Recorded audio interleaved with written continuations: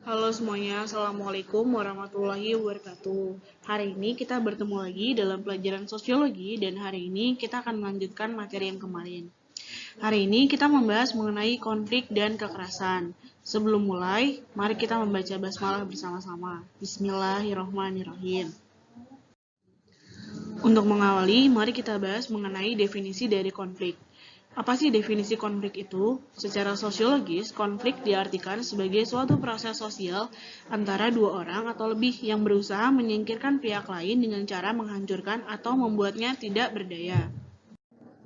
Konflik lahir dari kenyataan adanya perbedaan-perbedaan, misalnya perbedaan ciri badannya, emosi, kebudayaan, kebutuhan, kepentingan, atau pola-pola perilaku antar individu atau kelompok dalam masyarakat.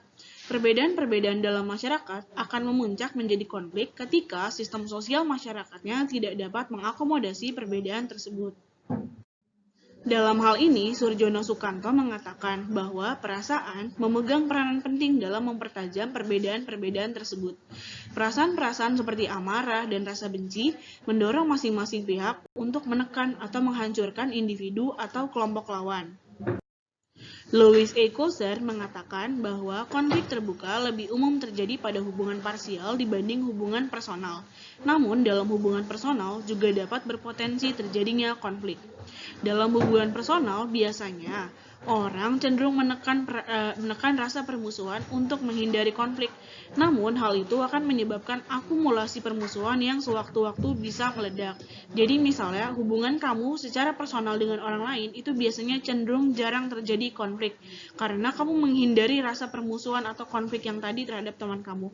Tetapi ketika bentuk hubungannya parsial, maka kemungkinan terjadinya konflik lebih besar terjadi dibanding hubungan yang bersifat personal. Lalu selanjutnya kita bahas mengenai kekerasan. Kekerasan didefinisikan sebagai perbuatan seorang atau kelompok yang menyebabkan cedera atau matinya orang lain.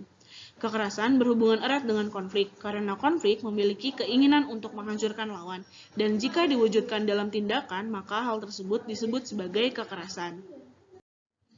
Kekerasan memiliki dua bentuk. Ada kekerasan langsung yang disebut sebagai direct violence, yaitu kekerasan yang identik dengan tindakan melukai orang dengan sengaja, membunuh atau memperkosa.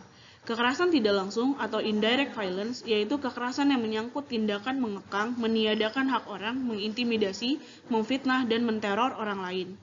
Jadi, kekerasan jika kamu bentuknya baku hantam dengan orang lain, itu disebut sebagai direct violence.